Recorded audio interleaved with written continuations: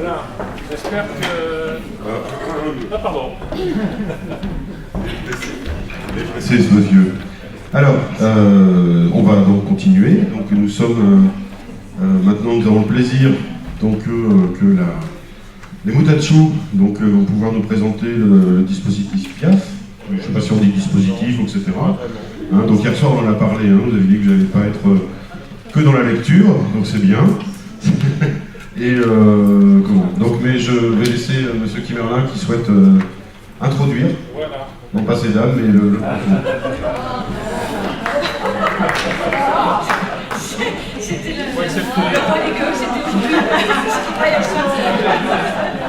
Faut accepter, il y en a une ou deux dans la journée, bon voilà.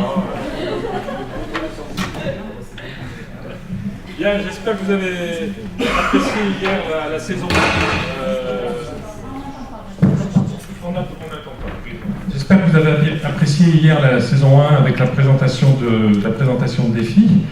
Je voudrais juste donc là, on va vous présenter le projet PIAF avec toute sa jeunesse, son évolution et ses perspectives qui ne sont pas des moindres. Voilà.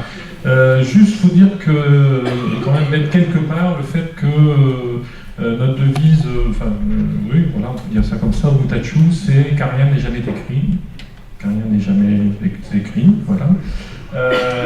Et qu'on revendique assez fort une identité autour de la question du pas de côté. Hein, on en fait vraiment une de nos forces, mais c'est ce qu'on a entendu aussi dans toutes les interventions ces jours-ci.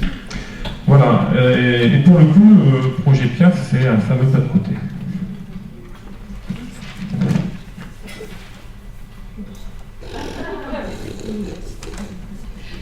Bien, alors on va vous présenter l'espace PIAF, qui est en fait un espace qui est un collectif. Donc nous, on est 3 représentants de cet espace PIAF, mais vous verrez la visée de cette présentation, c'est justement de vous montrer que c'est un travail très collectif et un travail très co-construit. Voilà, donc moi je m'appelle Lille Lancio, je suis psychologue, je peux peut-être vous présenter. Joanne Delfortré, je suis éducatrice depuis 5 ans au Moutachou. Isabelle Dagbert, éducatrice spécialisée. Alors la particularité de l'époque à laquelle on vous présente notre travail, c'est qu'on est vraiment à l'articulation en fait entre ce qu'on a appelé l'espace PIAF, qu'on va vous décrire maintenant, et puis ce qui va devenir le service PIAF au fil des familles, que M. Kimerlin affinera tout à l'heure. Hein. Et là, vraiment, pour nous, c'était fort important de vous présenter à la fois la partie historique et puis la partie philosophique aussi de notre action, parce que la façon dont on a posé ces valeurs-là, elles jalonnent vraiment notre pratique au quotidien. Alors, c'est vrai que vous l'avez déjà entendu depuis hier, la préoccupation pour la dimension familiale, c'est un questionnement qui est ancien au Moutachou. Dans le cadre du dispositif d'hébergement, c'est-à-dire sur les 4 services d'internat des Moutachou, cette dimension familiale, elle était traversée jusqu'à juin 2013, à l'époque où on a créé l'espace PIAF, de manière assez particulière. C'est-à-dire que les équipes d'internat, de façon toute naturelle, elles sont très centrées sur la prise en charge des enfants au quotidien, sur les dynamiques collectives à l'œuvre chaque jour avec ces petits bouts qui se réveillent le matin. Et du coup, c'est vrai qu'on échangeait beaucoup sur les dynamiques familiales et puis sur les projets d'accompagnement familiaux, mais tout ça, ça se passait en réunion d'équipe, ça se passait en réunion de projet, et après, les élaborations, les modalités d'intervention, entre deux, on avait plus de mal à formaliser les choses. Ça reposait vraiment sur des contacts plus informels entre deux. Alors sur le plan organisationnel, la réalisation des rencontres avec les familles, elle reposait finalement sur la volonté des professionnels de pouvoir s'investir dans les situations. Ça relevait, à notre sens, ce qui était un petit peu difficile, c'est que ça ne relevait pas vraiment d'une volonté collective qu'on portait tous ensemble. Hein. Et ce décalage-là, il nous posait vraiment des soucis dans la pratique auprès des familles.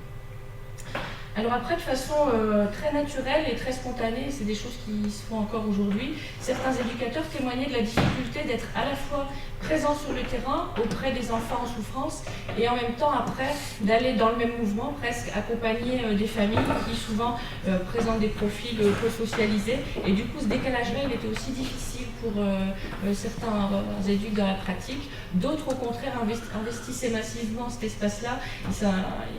Ils il s'alliait à la famille dans des relations intersubjectives très intéressantes, mais du coup il s'embarquait, enfin on avait là vraiment quelque chose qui était très en décalage et qu'on n'arrivait pas à porter de manière commune.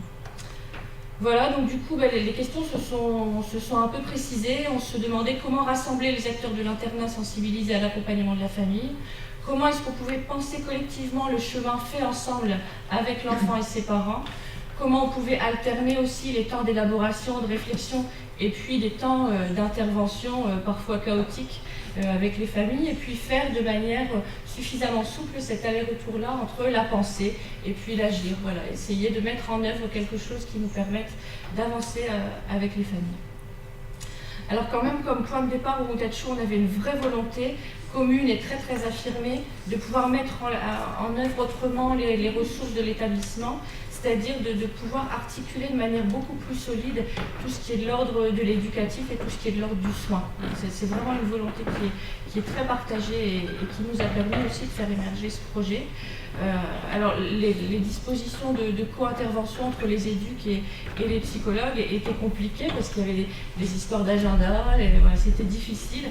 Il fallait vraiment que chacun y mette énormément d'énergie, et puis surtout ça restait quelque chose qui s'inscrivait dans une forme de dualité. Finalement on avait un éduc, une psychologue, on n'arrivait vraiment pas à mettre en œuvre quelque chose qui soit beaucoup plus collectif.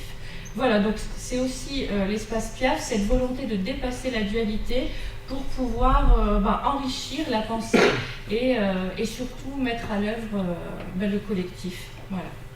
Donc l'idée est venue de constituer un collectif de travail interdisciplinaire qui va être en capacité de rassembler, de porter et de dynamiser les propositions en direction des familles.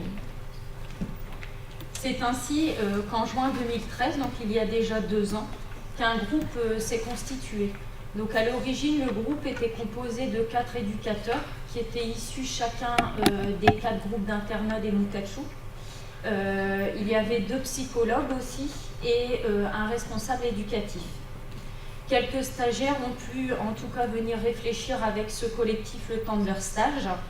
Et le groupe ensuite s'est agrandi avec une éducatrice de l'espace défi et moi-même.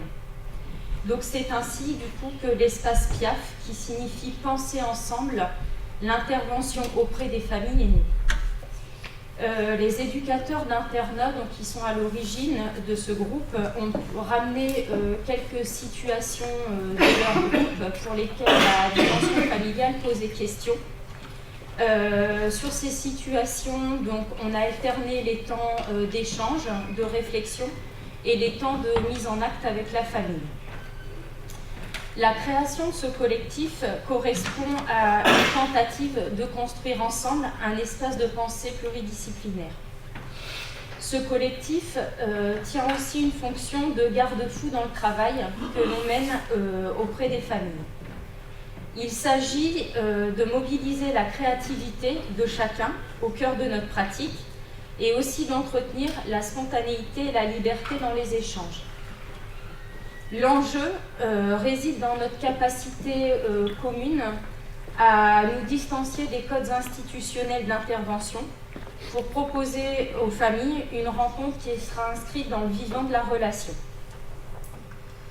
Si on pense à quelques constats, on part du point de vue de l'équipe. Au départ, il y a eu beaucoup d'enthousiasme et de dynamisme parce qu'il y avait un nouvel espace qui se créait au sein des Moutatchou avec en plus des personnes différentes des structures. Mais malgré tout, les questions étaient quand même nombreuses et une position pas très pratique. Il fallait faire évoluer les pratiques.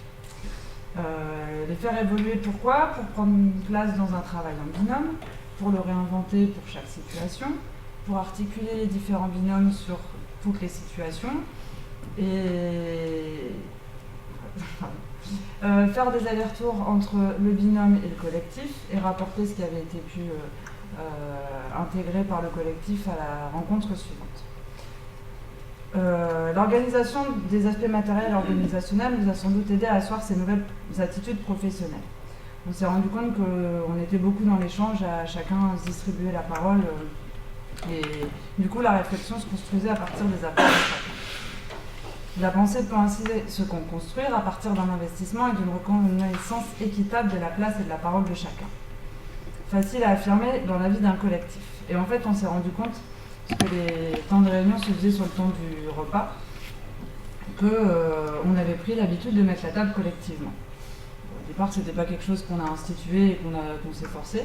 C'est vraiment venu en poursuivant dans les échanges. Il y en a un qui se levait, qui prenait les assiettes, qui les posait, l'autre qui allait chercher les couverts, l'autre qui allait poser les verres. Et voilà, on s'est dit un peu que c'était notre fonctionnement. Voilà, chacun apportait sa pièce dans le puzzle. En miroir, plusieurs indicateurs sont venus nous imager les effets du fonctionnement collectif sur l'attitude professionnelle de chacun des membres du groupe. Il y avait tout le monde qui était présent à chaque réunion malgré les emplois du temps un peu compliqués. On était plutôt dynamique et il y avait de la bonne ambiance. Le groupe permettait de pouvoir interroger sa propre pratique. Et du coup aussi la facilité de pouvoir évoquer des moments, des situations sur le groupe et qu'on voyait où c'était trop compliqué émotionnellement pour nous. Et la facilité en face de pouvoir proposer d'autres modalités, mais vraiment toujours dans cet échange. Et du coup, lors du bilan, on a insisté sur le confort de cette nouvelle organisation qui permettait de s'appuyer les uns sur les autres tout en se sentant plus responsables et plus actifs dans l'action à mener. Plus récemment, la question de la responsabilité a marqué une nouvelle étape. L'espace PIAF fonctionne en fait par une coordination des aspects cliniques, pédagogiques et organisationnels. Coordination par le responsable éducatif et la psychologue. Et en fait, progressivement, des rouages se sont multipliés. Et aujourd'hui, l'organisation, elle se fait davantage à partir d'une responsabilité qui est partagée chacun des membres de l'équipe PIAF. Si, durant nos temps de rencontres, les grandes lignes des interventions sont décidées donc collectivement, la mise en pratique, elle se définit ensuite par le binôme. Et donc, ça nécessite une adaptation de nos pratiques en fonction de chaque situation. Chacun doit s'approprier la dynamique et s'autoriser aussi la mise en lien avec les différents partenaires, avec les familles, avec les établissements, aussi avec les groupes de nos propres internats. Ces nouvelles habitudes de travail ont questionnent encore les membres de l'espace PIAF. Dans un premier temps, en fait, on hésitait à s'engager au nom du groupe de l'espace PIAF. Aujourd'hui, notre façon de travailler, en tout cas, elle semble plus installée. La posture professionnelle dans les visites à domicile, par exemple, elle paraît aussi plus assurée. Et les initiatives des professionnels, en tout cas, elles semblent portées par ce collectif. Alors maintenant, si on se place du coup du point de vue de la famille, au-delà de cette réorganisation de l'éducatif et du soin, la philosophie du projet nous conduisait aussi à adopter une posture différente vis-à-vis des familles. Et là, on va retrouver des choses que vous avez pu évoquer au long de la journée d'hier et encore ce matin. Alors, la première des choses, c'était d'échapper à un premier contact qui est centré sur les défaillances. C'est vrai qu'on a voulu se défaire de cette culture, repartir l'ordonnance, repartir des derniers faits repérés. Alors, on se rend compte que c'est facile de le dire, et finalement, dans la mise en œuvre, c'est quelquefois un peu compliqué, mais bon, les familles nous ont beaucoup appris là-dessus. Un deuxième élément, ce serait de s'atteler à reconnaître d'emblée la singularité du lien qui va constituer la famille qu'on rencontre. C'est-à-dire qu'à chaque fois, on se rend compte qu'on a une famille très différente de celle que nous, on peut par exemple porter de manière personnelle ou des représentations qu'on avait pu se faire de la famille dans ce qu'on nous en a dit. Et du coup, c'est important pour nous de travailler cette posture de pouvoir accueillir vraiment le lien tel que la famille a choisi de le construire. Ça, on en reparlera aussi tout à l'heure. Et donc, forcément, ça nous amène à accueillir la réalité de l'autre sans projeter nos propres représentations. Alors ça, c'est pareil, c'est quelque chose aussi qui est facile à dire. On a fait plusieurs expériences cette année qui nous ont amené à beaucoup échanger, à beaucoup discuter. On va vous en parler lors des vignettes cliniques. Alors, un autre élément qui est fort important pour nous, alors qu'on n'a pas fini de débattre, c'est pour ça que je suis très contente qu'on puisse se revoir l'année prochaine, parce que j'espère qu'on aura avancé sur cette question, c'est l'idée que la place de la famille doit être repositionnée pour passer finalement d'une position de bénéficiaire à une position que moi j'appellerais quasi prescripteur. Voilà. Plutôt que de faire des propositions d'accompagnement, ce qu'on voudrait faire, c'est plutôt faire place à la pensée de la famille, pour la laisser finalement cheminer vers un possible, voici ce que nous souhaitons pour nous-mêmes. Alors vous verrez tout à l'heure, on va parler de la famille dans sa position de client. C'est un terme sur lequel on n'est pas d'accord, on est comme vous, les débats, ça nous fait avancer. Donc on a trouvé plein de mots, mais qui ne nous correspondent pas. On est content quand on l'a trouvé, puis 2 jours après, on dit non, ça ne va pas. Bon, voilà. Pour l'instant, on accepte l'idée de dire client en cherchant d'autres mots. Si vous avez des propositions, on est là aussi pour les recevoir. Voilà, alors par rapport à cette position des parents comme quasi-prescripteurs, on a une expérience quand même assez récente finalement, qui nous illustre vraiment l'importance de ce changement de posture. Les services de l'aide sociale à l'enfance sont venus nous rencontrer au mois de novembre 2014 pour nous parler d'une situation avec laquelle ils étaient vraiment coincés. Donc c'est la situation d'une maman qui a 6 enfants, dont 5 sont placés. Ils ne sont pas placés au Montechou, ils sont placés dans d'autres établissements du coin. Et en fait, madame avait rompu les liens complètement avec les services de l'ASE. Donc ils sont venus un peu réfléchir avec nous à cette situation. Nous, on s'est dit qu'on allait essayer d'aller à la rencontre de cette famille. On a dû s'y prendre très maladroitement au début, puisqu'il nous a fallu quand même un peu de temps pour la rencontrer. Et puis finalement, après la deuxième rencontre, elle nous a dit je suis d'accord pour travailler avec vous, mais si je le fais, c'est pour moi, pour mes enfants, parce que je veux que ça change. C'est pas pour faire plaisir aux juges et c'est pas non plus pour faire plaisir à la référente. Alors nous, on était très fiers de nous. On se dit finalement ça commence bien, c'est de bonne augure. Il y a une demande, un désir de changement, ça va bien se passer. Sauf que rapidement, elle a ajouté, du coup, on n'a pas besoin d'en parler à la référente, on fait ça entre nous dans notre coin, et puis on dit rien, c'est nous que ça regarde, donc on n'a pas besoin d'en poser. Alors là, on s'est quand même trouvé coincé, on s'est dit finalement, entre voici ce que je veux pour ma famille, et puis le clivage entre les différentes interventions, il n'y avait finalement qu'un pas. Alors on s'est dit qu'il fallait qu'on se serve de notre propre cadre pour continuer à avancer là sur ce chemin, même si on trébuchait, et on s'est mis à réfléchir avec cette maman et pour trouver une solution. On lui a dit quand même, on est en lien grâce au service de l'ASE, comment est-ce qu'on pourrait faire pour rester tous ensemble en lien. Et finalement, c'est elle qui a trouvé la solution. Ce qu'elle a proposé, c'est que c'est elle qui se charge de faire les retours au service de l'aide sociale à l'enfance. Alors, de temps en temps, on fait le point, on s'accorde un peu sur ce qu'on a envie de transmettre, pas transmettre. Au fond, c'est elle qui décide ce qu'elle transmet ou ce qu'elle transmet pas. Voilà, et puis jusqu'ici, ça fonctionne comme ça. Alors, ce fonctionnement, il est posé. On affine un peu les contours au fil du temps. Dans d'autres vignettes cliniques, on vous parlera de cette famille. Mais finalement, au travers de cet exemple, ce qui était important pour nous, c'est de vraiment venir signifier l'idée que quand on permet aux familles de se ressaisir de leur pouvoir d'action, ils se trouvent en capacité de prendre des décisions pour eux-mêmes, pour leur famille, pour leurs enfants, et qu'on se rend compte que ça, c'est beaucoup plus porteur que ce que nous, on peut penser à leur place. Voilà. Alors maintenant, on va essayer de vous parler de la philosophie de notre action. Voilà, parce que moi, la psychologue. Oui. La philosophie, c'est beau comme dans un livre. Moi, je l'ai pris au bac, mais je n'ai pas eu une note extraordinaire. Ça vient de la Grèce, paraît-il, mais voilà, la Grèce, c'est pas la bonne en ce moment. Donc, ça change quoi concrètement au niveau de votre pratique? Non, mais c'est les filles que je connais, je m'en charge. Le cadeau, s'il te plaît. Véronique, j'arrive.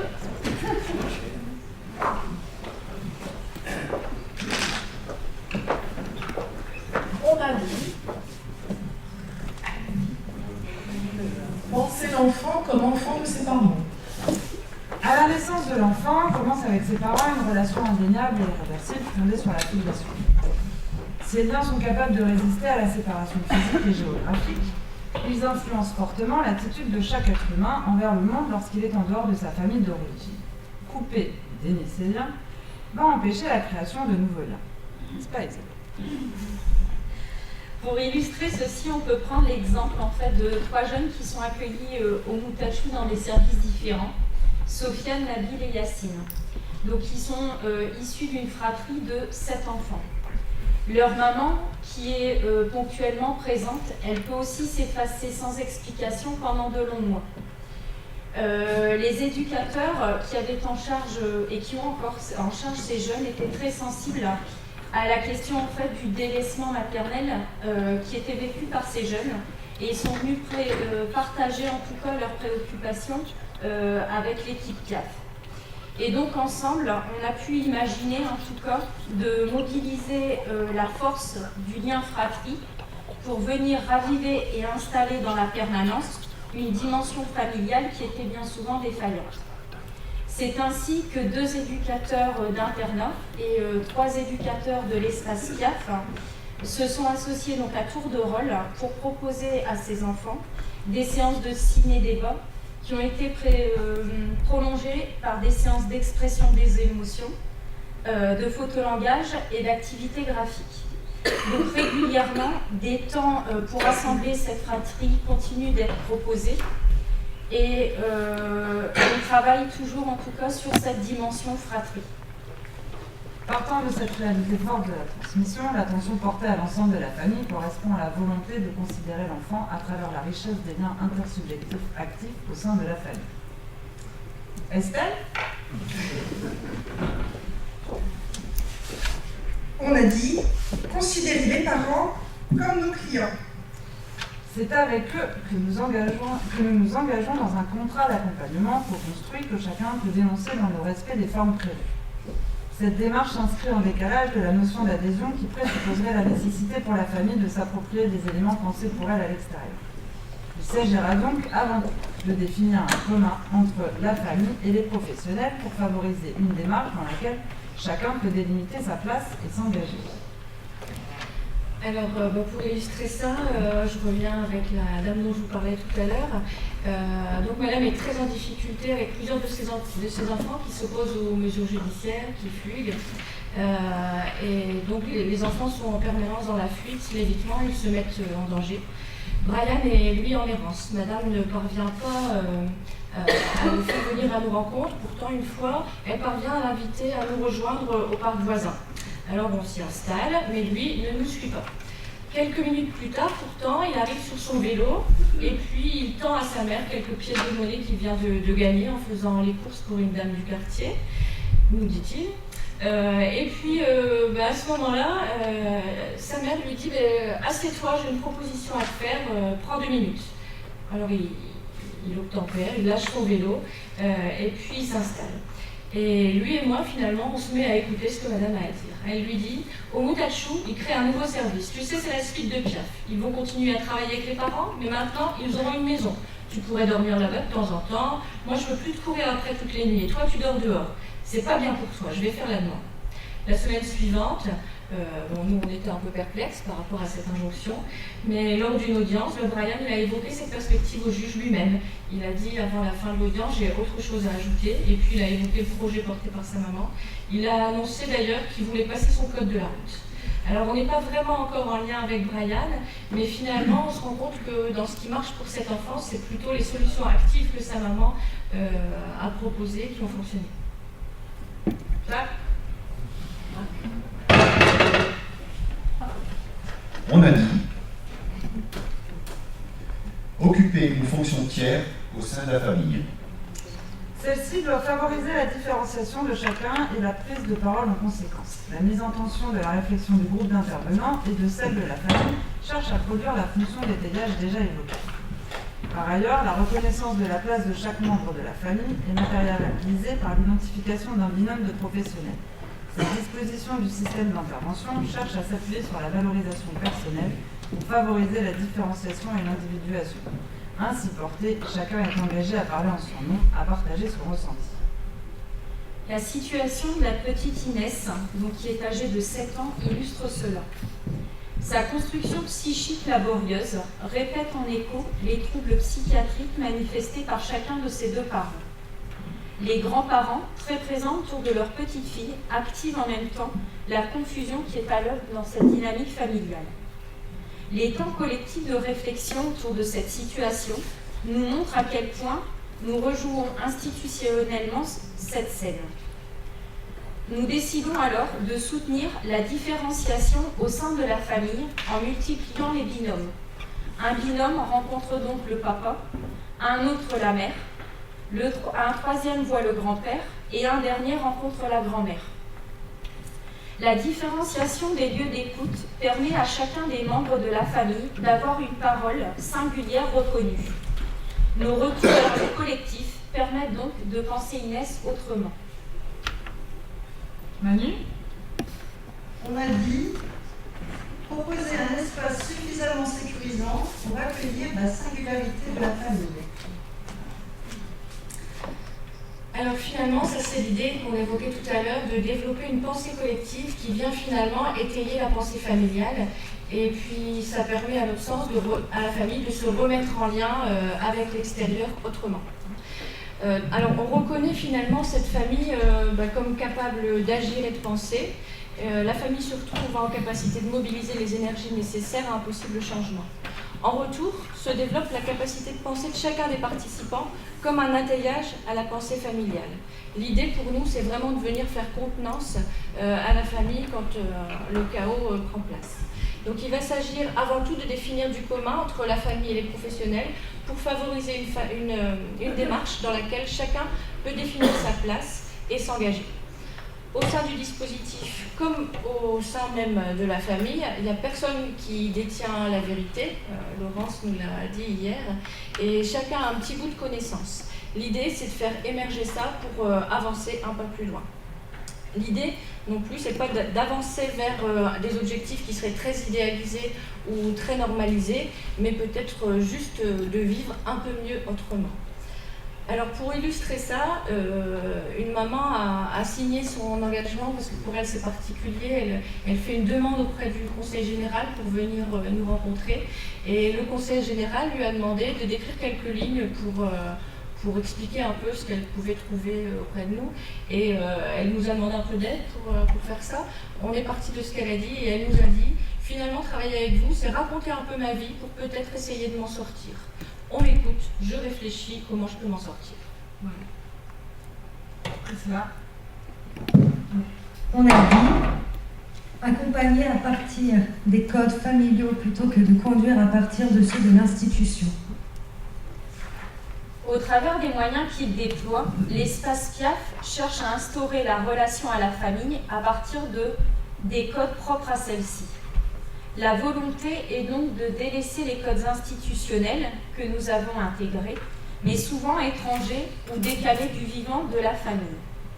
C'est ainsi que les premiers entretiens face à face, l'attitude papier-crayon ou l'invitation par courrier sur les lieux institutionnels sont délaissés pour laisser place à une réflexion sur la première mise en lien. L'idée est d'aller à la rencontre de l'autre, là où il se trouve. Laurence ? On a dit ancrer l'accompagnement sur les valeurs, l'histoire, les croyances familiales. Chacun se construit à partir des héritages qu'il reçoit, du parcours qui lui est proposé et puis du chemin qu'il se trace. Ces destinées singulières conduisent finalement chaque individu vers une construction familiale qui va être elle aussi particulière. Les membres d'une même famille tissent des liens à partir de cette intériorité si intime qu'ils acceptent de se transmettre et de partager. Alors naturellement, ces contenus échappent à la conscience. En ce sens, l'accompagnement proposé par l'équipe de l'espace PIAF vise en premier lieu à envisager ces éléments du vivre ensemble au cœur de la famille. La démarche tend à privilégier un accompagnement qui va être centré sur ce qui anime la famille, en contournant peut-être le risque de projeter nos propres représentations sur la famille et du coup sur ce qui lui est extérieur. La parentalité interpelle les individus dans leur rapport au monde, dans leur rapport à la société et dans leurs valeurs familiales. Ces multiples dimensions entrent en synergie. Au-delà des aspects qui concernent la pratique de parents, l'être parent mobilise une dynamique qui va conduire chacun à vivre singulièrement la constitution de son groupe familial. Donc c'est bien en respectant cette dynamique particulière du lien qu'il nous semble important de continuer et de penser sur tout notre accompagnement. C'est la question de la pensée qui nous anime beaucoup. On a dit visé par l'accompagnement et l'organisation, la qualification et la responsabilisation parentale et familiale. Comme on dit depuis 2 jours, on est dans le contexte de la protection de l'enfance et du coup, du côté de la défaillance et de l'incapacité. Si on est amené à se retrouver, c'est souvent à partir d'un signal de l'environnement venant dire quelque chose de la difficulté à vivre la dimension familiale. Aussi, semble-t-il essentiel d'affirmer que l'individu, le groupe que nous rencontrons à un moment donné, ne peut se réduire à ce qu'il donne à voir à cet instant précis. Au-delà des actes posés ou des défaillances repérées, il nous faut partir de la richesse et des compétences supposées au cœur des familles. Ce postulat de base nous conduit à adopter une attitude d'ouverture vers de possibles découvertes et de contourner l'écueil d'un accompagnement axé sur les défaillances. Alors on va prendre la situation d'un papa. Alors Monsieur V a chuté. En heurtant un gros caillou, sa vie conjugale s'est émiettée. Il résume ainsi la situation. Tout ce que j'ai construit depuis 10 ans, mais il n'y a plus rien. Monsieur se sent jugé par les intervenants dans ses choix de vie, qui trouvent qu'il passe pas assez de temps dans sa maison, qu'il est trop à l'extérieur, au café du coin ou chez d'autres petites amies. Il se présente les tatouages en avant, le crâne rasé, mais aussitôt la porte fermée, il sanglote. Quand on va à sa rencontre, il se justifie. Il veut nous montrer que son logement n'est pas mal tenu, qu'il y a des choses dans son frigidaire. On essaie de se recentrer, nous, sur ce qu'il ressent, sur la manière qu'il a de l'exprimer. Plusieurs fois, il revient sur des justifications, veut nous montrer des preuves. À chaque fois, nous nous désintéressons. Ok, mais maintenant, de quoi avez-vous besoin? De quoi repartons-nous? En milieu d'entretien, monsieur évoque une école dont il a trouvé le site internet. Il pense que cela pourrait correspondre aux besoins de son fils. Il prend contact avec cette école et il va nous solliciter plus tard pour la suite des démarches. Sylvie? On a dit recourir en priorité aux ressources parentales, familiales et de droit commun. Donc ça, effectivement, on en parle encore depuis 2 jours. L'enfant évolue dans un groupe familial qui est lui-même inscrit dans un environnement plus large. Le regard ciblé sur l'un des membres de la famille doit pouvoir tenir compte de l'inscription de celui-ci dans cette dynamique.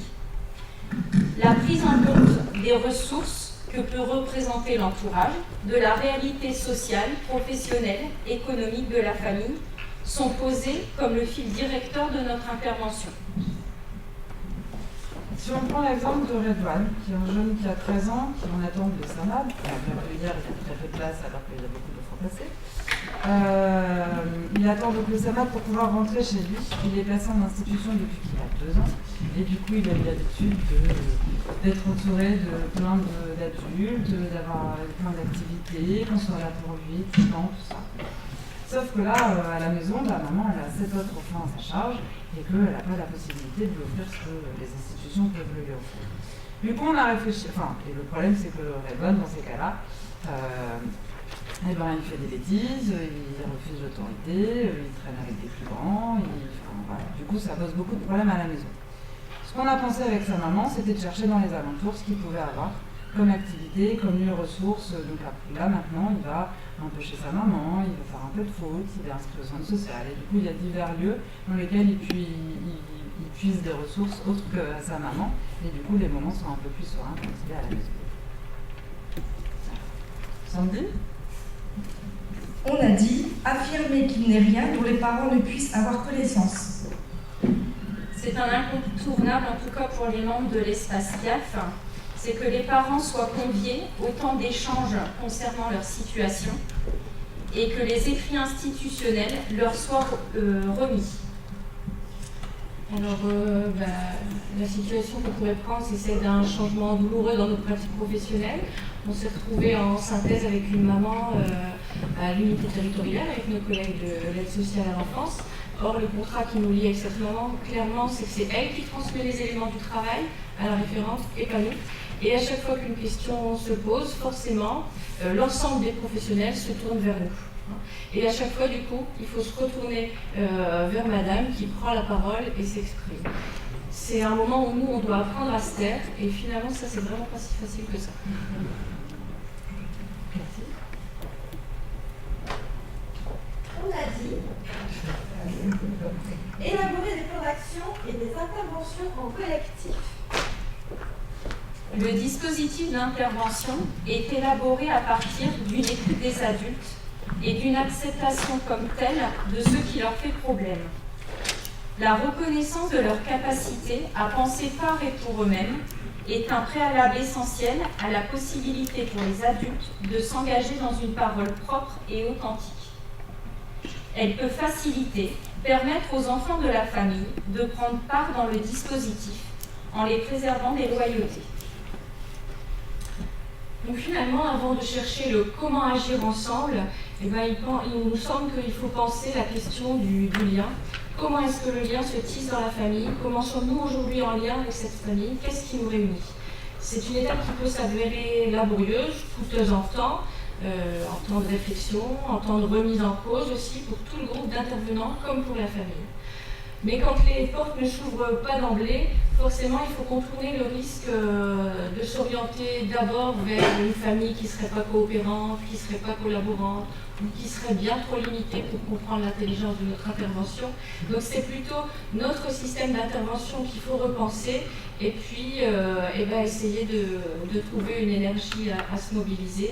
Alors c'est un petit peu là-dessus qu'on avait envie de finir, c'est que l'équipe, dans le nouveau projet qu'elle engage, elle veut vraiment être convaincue, et je crois qu'elle l'est, qu'il faut entrer en lien pour trouver l'énergie de la mobilisation. Voilà, dessiner les contours c'est bien, mais il faut peut-être aussi compléter le dessin.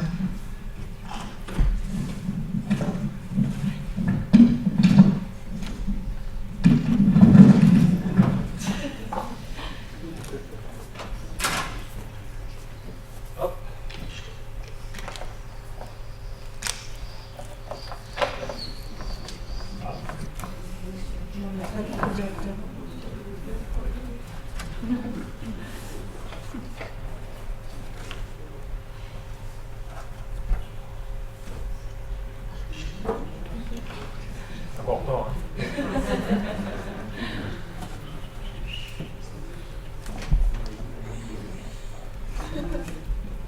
Voilà.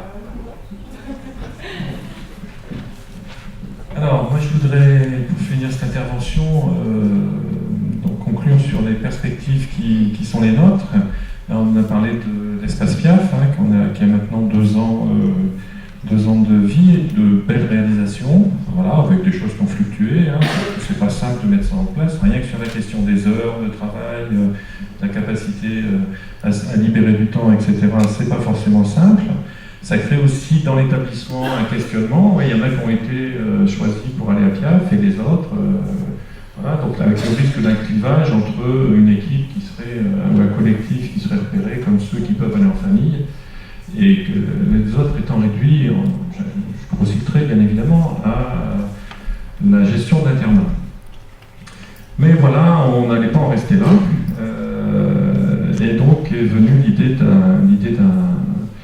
de faire avancer ce collectif vers non plus une prestation proposée à diverses familles de l'internat, mais fonder une équipe qui puisse intervenir auprès des familles, des enfants dont ils auraient l'accompagnement. Et donc là, je vais faire un petit pas en arrière quand même pour revenir sur des choses qui me paraissent importantes. C'est que Piaf, au début, c'était penser ensemble l'intervention auprès des familles. Voilà, c'était une première étape, ça a été nécessaire, mais on ne pouvait pas en rester là. Et Piaf, maintenant, ça n'a pas changé de nom, c'est juste l'acronyme qui a changé, c'est penser l'intervention avec les familles. Et ce simple changement dans de signification des initiales, c'est vraiment tout le travail qu'on a mené pendant ces 2 années et qui nous permettent aujourd'hui d'envisager un autre projet. J'insisterai vraiment, parce que vous allez voir l'importance que ça a pour la suite, c'est sur les notions de responsabilité et de créativité. Là, c'est vraiment les deux points essentiels, sur base de fonctionnement collectif, bien évidemment, mais ça, je crois qu'on vous l'a bien rabâché depuis un petit bout de temps. Chez nous, comme je pense chez vous aussi, hors collectif, pas de salut. Voilà. Et il y a autre chose qui se joue dans le projet là, dont on va dire quelques mots. Donc cette équipe qui était constituée va intégrer une structure, qui est une maison qu'on a à l'Homme,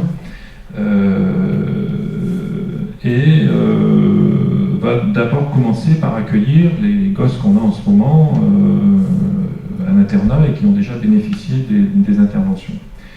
Mais il y a une bascule extrêmement importante dans notre projet, c'est que jusque-là, comme quasiment partout, on accueille des enfants en lien avec un mode d'accompagnement, c'est-à-dire qu'on nous fait une demande d'admission pour l'internat, pour la FS, etc., etc.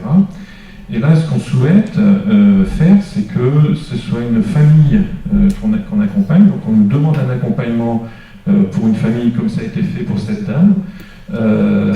Et éventuellement, il y a une ressource qui s'appelle l'internat. L'équipe Piaf étant quand même chargée de gérer aussi cette ressource, parce qu'il faut quand même aussi qu'on fasse vivre l'ensemble. Voilà. Et ça, c'est vraiment un basculement extrêmement important à nos yeux. C'est d'arrêter de penser accompagnement par un service en lien avec la réalité du service et son projet, pour vraiment se centrer sur l'accompagnement familial et utiliser l'ensemble des ressources de l'établissement, bien évidemment, mais d'abord celle de la famille, ça a été dit clairement tout à l'heure, celle de l'entourage, celle du territoire, etc., et éventuellement celle de l'internat. On n'imagine pas arriver à vider l'internat, mais en tout cas on va s'y employer. Voilà. Donc ça c'est un point, et ce projet démarre en 24 août. Voilà. Je sais qu'il y a quelques interrogations, parce qu'il y a un autre point qui est extrêmement important et que je vais vous parler maintenant. C'est pas pour rien si j'ai insisté dans les notions de responsabilité et de créativité, parce que c'est vraiment ça qu'on veut développer, et il nous a semblé qu'il y avait un outil, un concept intéressant pour ce faire, c'est les concepts qui sont sous-tendus par les notions d'entreprise libérée. Alors je vous invite vraiment à aller faire un tour sur Internet, vous allez y trouver des choses vraiment intéressantes. Globalement, ça concerne quand même plutôt l'industrie. Voilà. Ça a commencé porté par certains acteurs bien repérés dans ce champ-là. Il y a des entreprises importantes, Harley-Davidson qui fabrique des motos et un peu sur ce modèle-là. Il y a aussi les Japonais qui ont développé des choses. Et en France, le chantre de l'entreprise libérée, c'est Jean-François Zobrist, qu'on a pu rencontrer il y a quelques temps. On avait organisé un colloque aussi, et on l'a fait venir. Et je peux vous dire que ça décape un peu, et ça vient nous questionner sur un certain nombre de nos certitudes. Voilà. Il y a aussi Goetz, dont j'ai oublié le prénom, mais Isaac, voilà, Isaac Goetz, qui lui est plutôt le théoricien. Mais je vous invite vraiment à aller fouiller sur Internet, vous allez voir que c'est intéressant. Et alors, le but essentiel de cette question de l'entreprise libérée, c'est...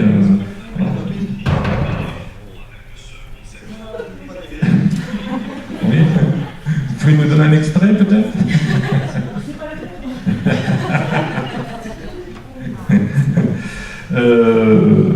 Donc, cette idée, c'est que les personnes qui font savent. Voilà. Donc ça, c'est un premier point extrêmement important. Et c'est vraiment ce qu'on a développé dans l'espace Piaf. C'est l'équipe qui, en lien avec tout le monde, disent qu'ils pensent avoir affaire avec les familles. Le deuxième point, c'est de faire baisser les pressions qui existent sur les gens des équipes de terrain. Alors dans l'industrie, c'est dit autrement, c'est baisser la pression des improductifs sur les productifs. Ça veut dire qu'arrêter tout ce qui est reporting, arrêter qu'il y ait un responsable des ressources humaines, un responsable administratif, etc., qu'on connaît aussi un peu dans nos organisations. Et bien, on va affecter ces gens à d'autres missions. Ils vont passer non plus comme prescripteurs, mais comme ressources. Et c'est les équipes de terrain qui iront chercher les ressources dont elles ont besoin. Et pour ça, l'entreprise de Zobrist, qui s'appelle Favi, il a mené ça pendant 30 ans. Ils ont des résultats remarquables dans un secteur extrêmement concurrentiel. Les résultats remarquables, c'est à la fois financier, je vous rappelle qu'ils sont dans l'industrie, donc dans le lucratif, quand même, mais pas que. C'est la qualité de vie au travail, c'est l'ambiance sociale, c'est aussi des points importants, cette idée de travailler au pays, voilà, et sur la terre que nos enfants nous ont prêtée. Voilà, ça c'est vraiment des choses à aller réfléchir un peu, et enfin moi je sais qu'elles nous marquent quand même assez profondément. Alors, nous, baisser les pressions des improductifs, bon, moi j'estime qu'au Mutachu, il n'y a pas d'improductif, hein, j'espère, mais quand même l'idéal est là. Les pressions qu'on va faire baisser nous par rapport à cette équipe, c'est les pressions de l'internat. Je pense que tous les éducateurs ici qui travaillent ou qui ont travaillé en internat savent ce que c'est d'avoir des horaires particulièrement musculés et une gestion de groupe en permanence, plus les activités du mercredi, les rencontres avec les familles, les écoles, les machins, etc., etc. Donc là, nous, c'est le chemin surtout qu'on a choisi pour faire baisser la pression, c'est cette structure, elle sera fermée le week-end, on trouve d'autres solutions. Voilà, c'est un peu carré comme moyen, mais pour l'instant c'est ce qu'on a trouvé parce que bien évidemment, il y a peu de temps, le Conseil général c'était restructuration à moyens constants, oui, maintenant c'est restructuration avec moins de moyens. Donc il fallait aussi qu'on trouve la façon de faire fonctionner ce service. Et puis un point essentiel qui a été mis en place bien évidemment, notamment à Favi, c'est que les équipes sont alors autonomes, c'est un mot que j'aime pas, mais gèrent leur production, on parle de l'industrie. Hein. Déjà qu'on a parlé de clients tout à l'heure, donc dans l'industrie, les équipes gèrent eux-mêmes leur production et sont responsables des résultats, etc., etc. Et la ligne hiérarchique est réduite à l'extrême. Pour Favi, c'est un directeur en lien avec une dizaine d'unités de production. Voilà. Et bien on avait imaginé qu'au bout on pouvait passer à ça aussi, et que cette équipe-là, qui a émergé depuis 2 ans, était tout à fait capable de s'organiser autrement, de ne pas avoir un responsable éducatif de proximité. Ça a été dit tout à l'heure, hein, des évolutions au début de l'organisation, c'était donc Lynn et Emmanuel, qu'on a vu tout à l'heure, qui est cadre de proximité, et petit à petit, ça s'est organisé autrement. Ben voilà, c'est une métaphore de ce qu'on est en train de faire, c'est-à-dire d'imaginer que la responsabilisation des uns et des autres sera amplement suffisante pour ne pas mettre d'encadrement de proximité. On met en place une phase expérimentale de 2 ans. Au moins pendant la première année, cette équipe sera en lien directement avec moi. Maintenant, c'est des choses qui sont appelées bien évidemment à évoluer. Et on a réparti un certain nombre de responsabilités pour chacun des membres. Voilà. Non pas en termes d'autorité hiérarchique, par exemple, il y a quelqu'un qui est sur la question des horaires, et celui qui est sur la question des horaires n'a pas autorité sur les autres, mais il est chargé de leur rappeler qu'ils doivent remplir leur grille, qu'ils doivent remettre leurs états de présence à la fin du mois, enfin bon, etc., etc. Et donc on a 7 ou 8 fonctions comme ça, j'ai pris des horaires parce que c'est la plus facile, mais il y en a d'autres aussi sur les organisations des admissions, etc. L'équipe décide des enfants qui sont admis dans le service.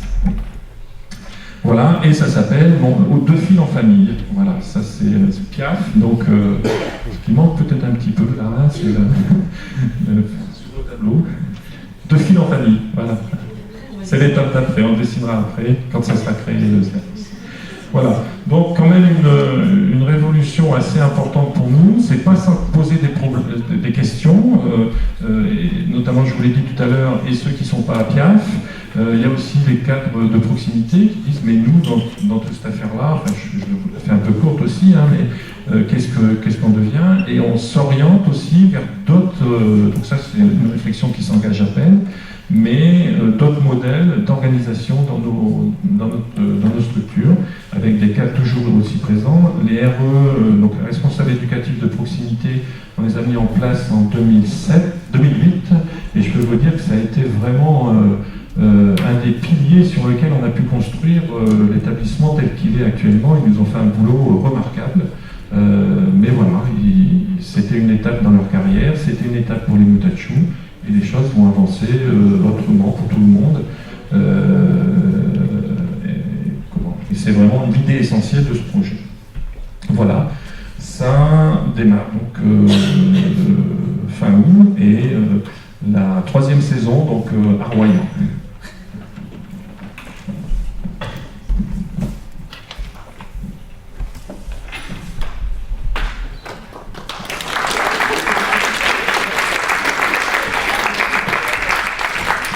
Merci beaucoup. Du coup, le temps des questions, peut-être.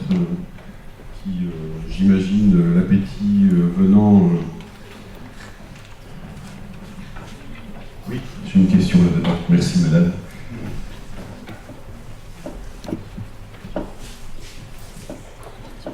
Moi, c'était pour savoir, peut-être j'ai pas bien compris, dans l'espace collectif, est-ce qu'il vous est arrivé d'inviter les membres de famille dans cet espace-là ou pas? Alors, cet espace-là, pour l'instant, dans ce qui a été créé, il nous sert, nous, à échanger. Donc, les familles ne sont pas... C'est la suite. Là, voilà. Là, c'est la suite du projet sur 2 filles en famille. Et pour l'instant, les temps collectifs qu'on a élaborés, ça nous a permis, finalement, de faire avancer la façon pour lui de concevoir l'accompagnement des familles dans le cadre de l'internat. Hein, de forger vraiment un collectif qui soit capable d'être suffisamment en sécurité aussi pour escalader des situations parfois périlleuses. Hier c'était une question que m'avait traversée et puis je l'ai finalement pas posée. Je me dis aussi qu'en tant que professionnel, il faut qu'on soit quand même en sécurité par rapport au regard de l'autre, par rapport au regard de notre hiérarchie. Il faut vraiment être en confiance. Et on a utilisé vraiment ces 2 années pour tisser ça quand même. Ce lien très fort dans les relations d'équipe, qui nous permet aujourd'hui d'être plus à l'aise sur des situations périlleuses. Mais c'est vrai qu'aujourd'hui, la place des familles, elle se pense complètement différemment, et c'est pour ça qu'ils sont là au temps de rencontre. Mais dans cet espace-là, il n'y était pas. C'est l'étape suivante. Du coup, ma dernière question, c'était de savoir si les parents ou les jeunes que vous avez évoqués, vous les avez informés qu'on parlait de Alors, on le fait à chaque fois. Et puis, il y a des parents il y a une maman qui pose la question, hein, dont je parlais au début de l'intervention, c'est qui était très en rupture avec les services de l'aide sociale à l'enfance. Elle est très intéressée et très en question sur notre fonctionnement. Alors ça, c'était une de nos surprises, hein, une fois sur un trajet en voiture, elle m'a questionné mais finalement, j'ai entendu que vous alliez développer Piaf, mais ça veut dire quoi? C'est-à-dire que vous n'avez plus fonctionné comme ça? Et c'est elle qui m'a amené à lui parler du projet. Aujourd'hui, quand je l'entends en parler, la semaine dernière, on a parlé à sa belle-sœur. Quand je suis allée la rencontrer, sa belle-sœur était là, et donc elle m'a présenté, elle a expliqué le service à sa belle-sœur, et je me suis dit qu'elle le ferait bien mieux que moi en venant ici. Donc voilà, comme vous, j'espère que l'année prochaine, peut-être celle d'après, les parents pourront venir raconter tout ça. J'ai monté des choses succulentes sur nous quand même.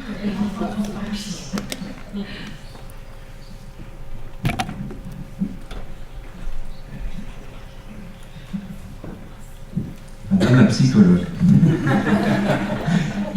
Ou Lynn, pour ceux qui, voilà, comme tu m'as accueilli, d'ailleurs je te remercie. Tout à l'heure tu as dit que vous étiez en débat sur la notion de considérer les parents comme clients. Moi, c'est une question qui me travaille pas mal depuis dans ma pratique, avec ce décalage où en fait finalement les parents peuvent être considérés comme des clients, mais en même temps le problème c'est que c'est pas eux qui payent. Donc il y a un décalage entre les financeurs qui payent pour une action et alors est-ce qu'on les appelle les bénéficiaires? Cellcars parle plutôt avec une grande prudence, une grande éthique, plutôt que de parler de bénéficiaires, de destinataires de l'action, en disant qu'on veut faire du bien, mais peut-être des fois on fait du mal. Donc c'est des destinataires. Donc moi j'aimerais bien vous entendre sur c'est quoi vos débats entre clients, prescripteurs, usagers, bénéficiaires, c'est quoi les tendances et peut-être un pugilat en direct live, je vais y participer. Ça implique notre directeur, alors c'est un peu gênant. C'est encore mieux. Mais je sais pas si c'est pour ça. Comment vous diriez si vous n'étiez pas là? La question de la société, du libéralisme, tout ça, ça nous amène loin. Voilà. Mais ce qu'il faut entendre derrière, c'est d'abord un côté provocateur.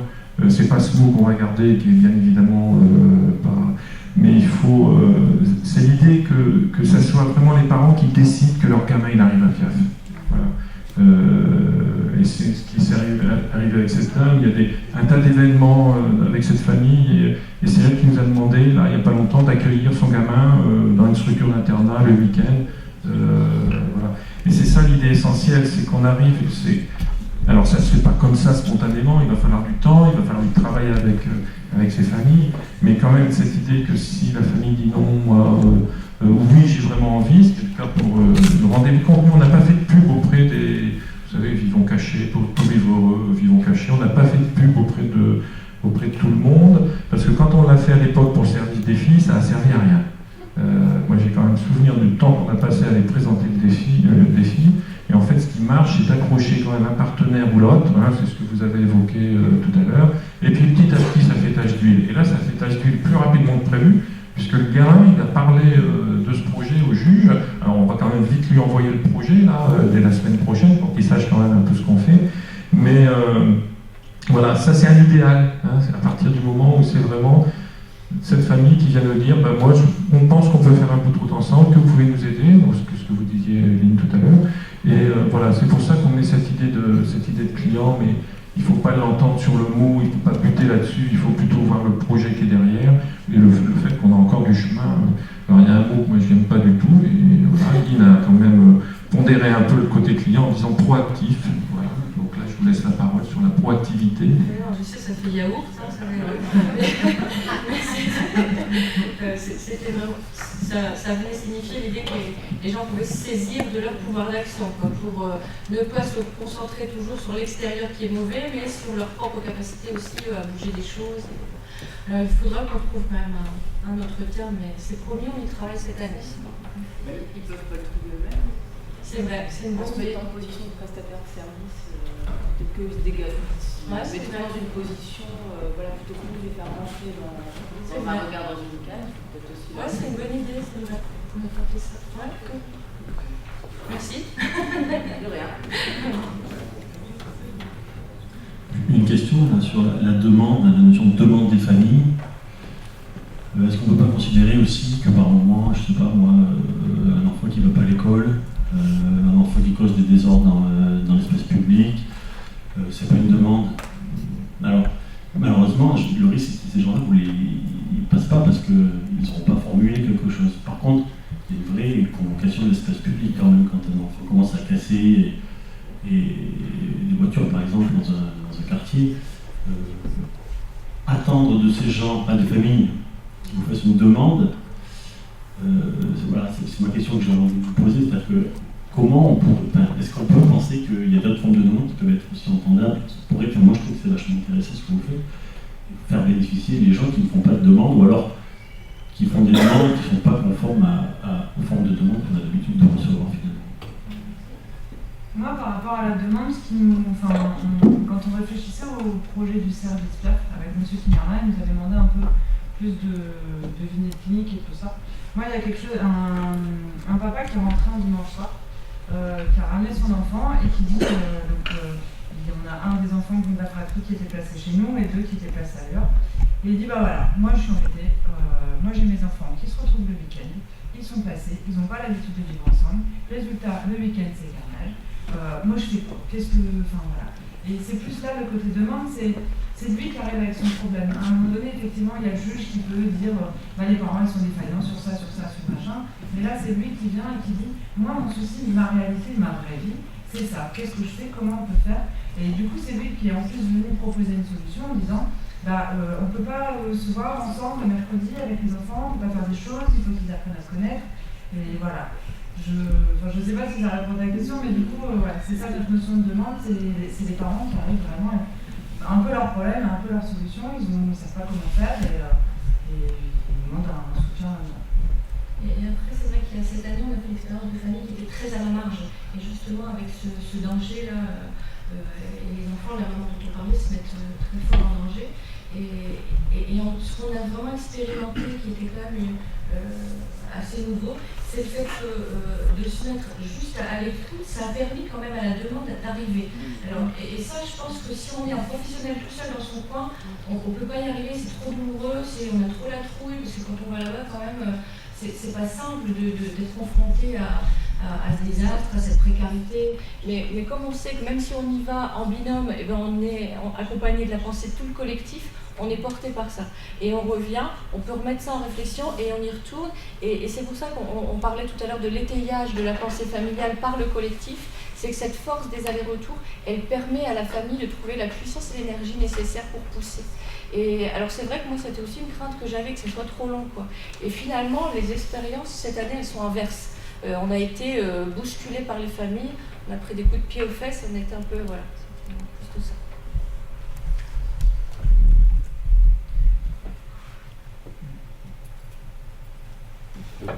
D'autres questions? Oui, je vois là au fond.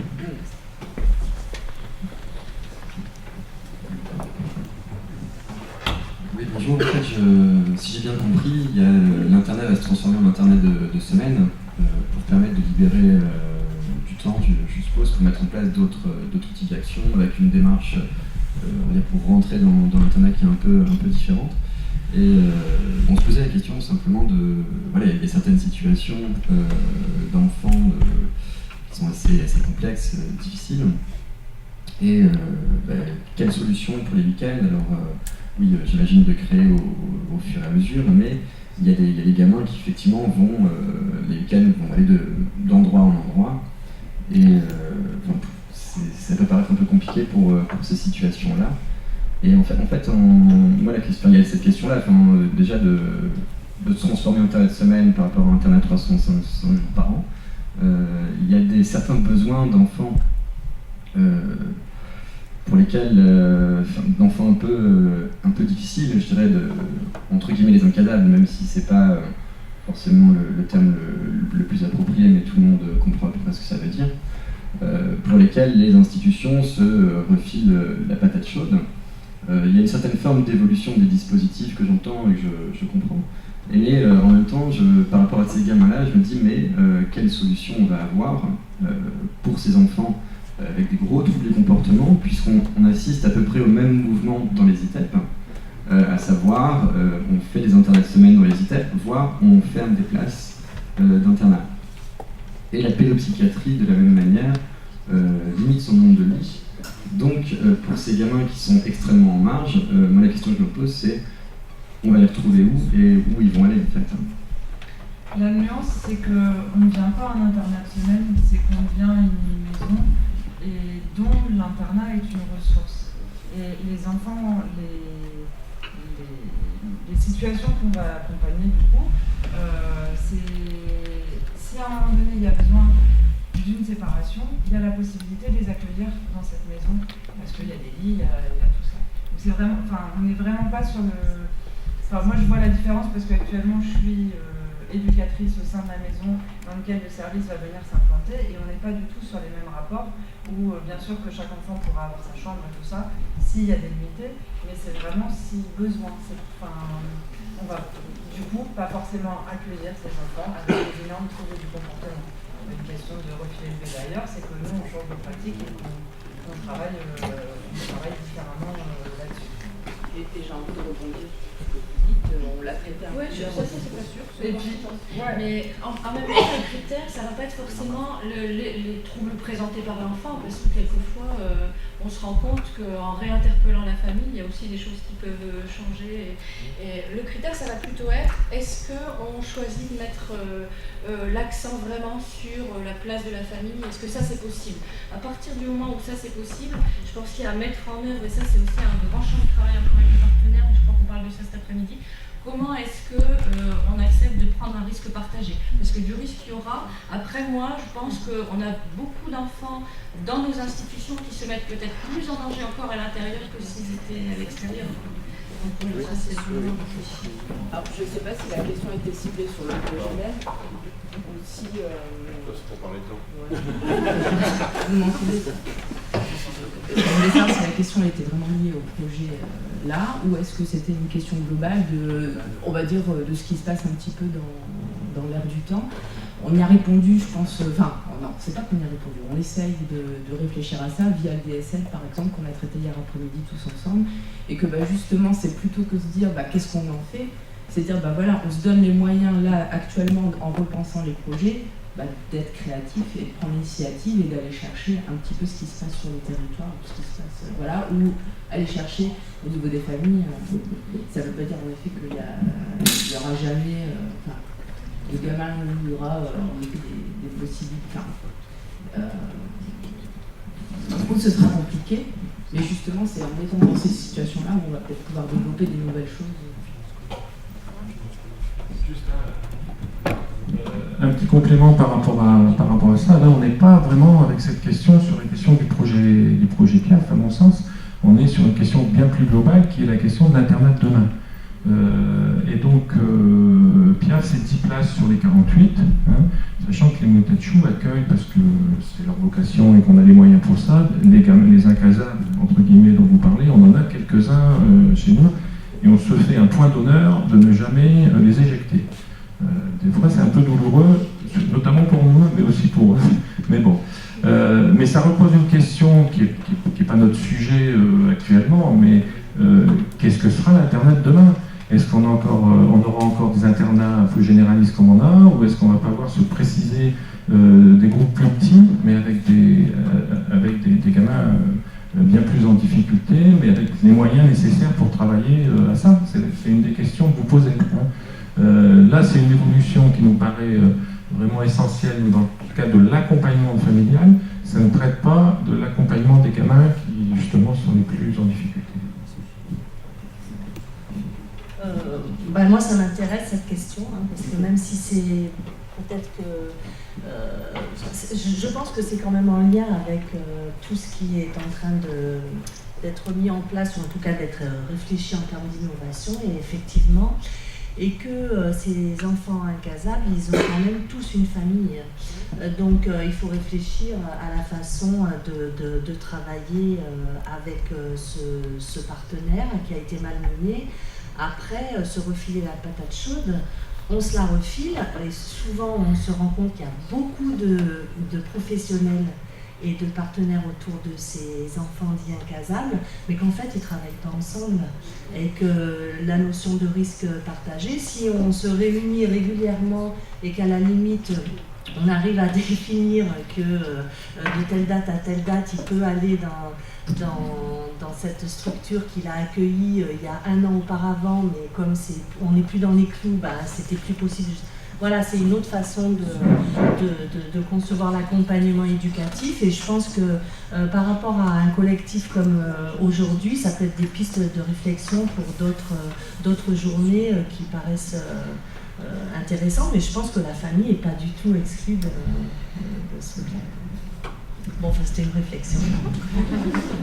Oui, tout à fait, merci beaucoup. Peut-être une dernière question, oui, là-bas. Vous pouvez peut-être faire passer le micro de main en main. Une petite flèche verte qui permet de mener.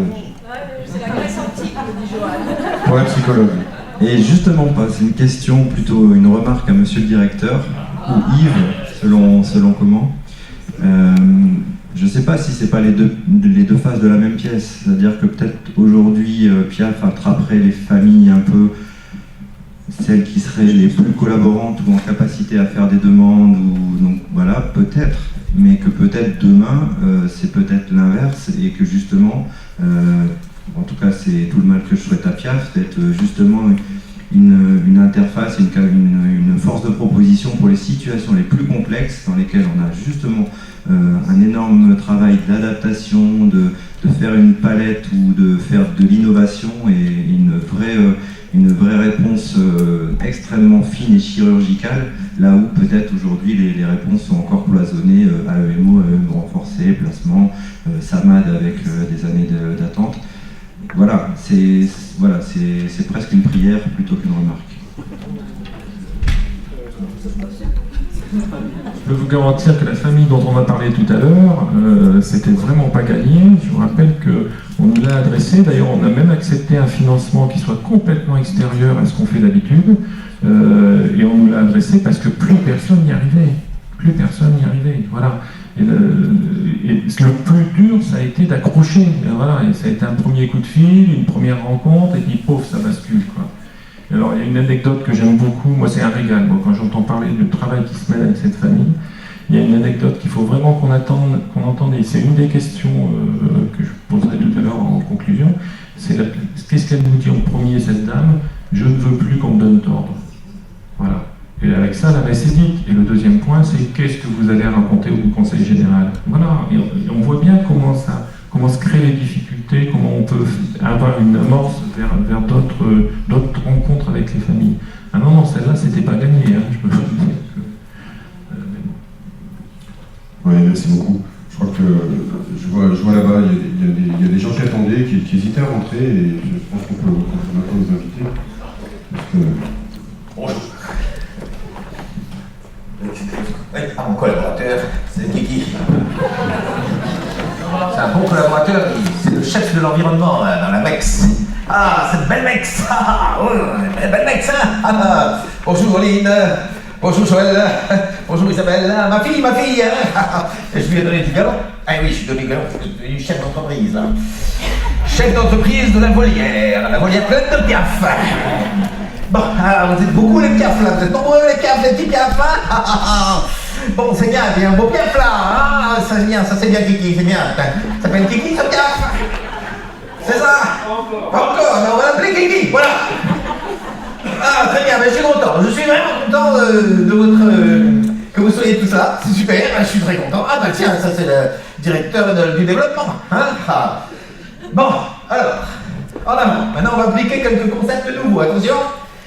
Nous sommes une MEX, humiliée, une MEX, harcelée, oui, mais une MEX libérée.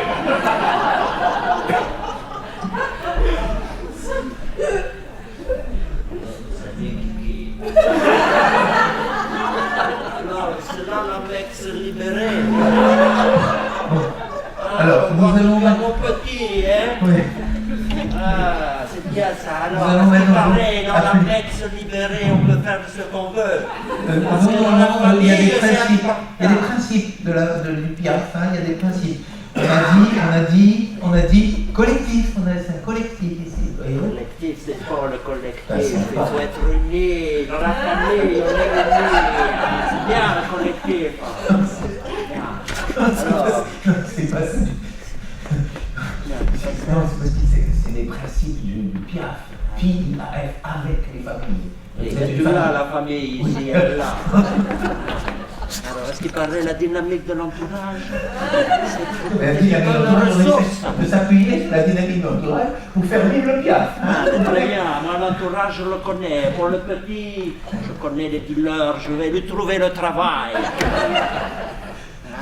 Non mais là c'est une dynamique très intéressante, mais c'est pas cette dynamique-là qu'on essaie de trouver, voyez-vous. On essaie de trouver une dynamique plus en relation avec la loi, oui, qui soit intégrée dans la société, vous voyez, si se peut permettre.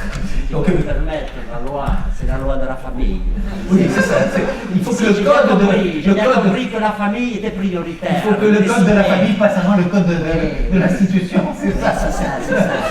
C'est embêtant. La famille va t'aider, la famille va t'aider.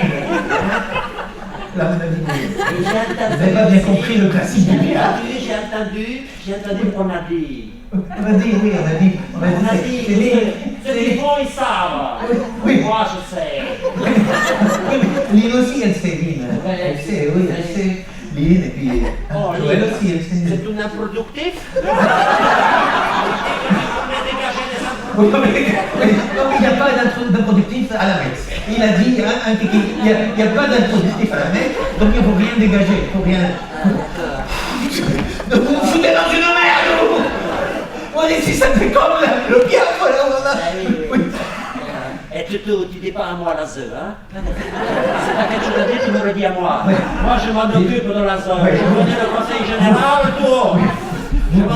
C'est vous qui ferez le rapport à la ZE, c'est vous qui faites ça, je m'occupe de tout. Si tu as besoin de quelqu'un, tu devrais savoir. Je vais savoir la couleur. Ah, entreprise libérée. Le rapport de la ZE. Oui, hein. C'est Balthazar, monsieur Balthazar. Oui, c'est vrai. Bonjour Marie Noël. Fais gaffe. C'est la famille, tu fais attention à ce que tu dis, tu la regardes pas comme ça. Monsieur Balthazar, oui, non, mais je ne voudrais pas... vous pouvez aller aussi à Royan. Hein. Je préférais d'ailleurs que vous alliez à Royan. D'ailleurs, Avec je le vais président, je suis jusqu'à Royan, c'est bien ça, la famille nationale. Que vous alliez à Royan.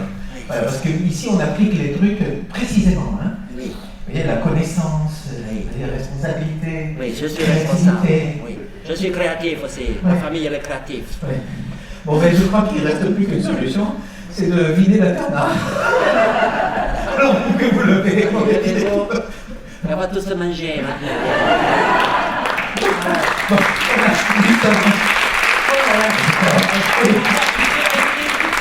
c'est une fiction. Tout ça, non, cela ne nous regarde pas. Ça ne se passera pas du tout comme ça.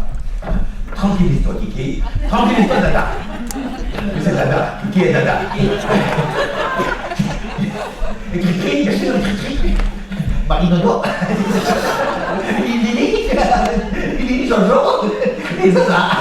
Voilà, c'est comme ça. Alors, on vous a préparé une petite chanson. C'est pour sur les Piaf. Attends que je me rappelle l'air. Hein. Il m'impressionne avec son chapeau. Oui, si. Ah, ça va mieux. Ouf, ça va mieux. Moi aussi. Ah oui, ça y est. 3, 4. Au pays des ch'tis, soudain j'ai vu passer les Piaf sauvages. Dada et Kiki ont ouvert leurs ailes avec le DSL. C'est un vrai défi, c'est les rafales du conseil général. Je sens que vous finissez sur une note négative. Bon, écoutez les amis, courage, courage. Ne la laisse pas tomber.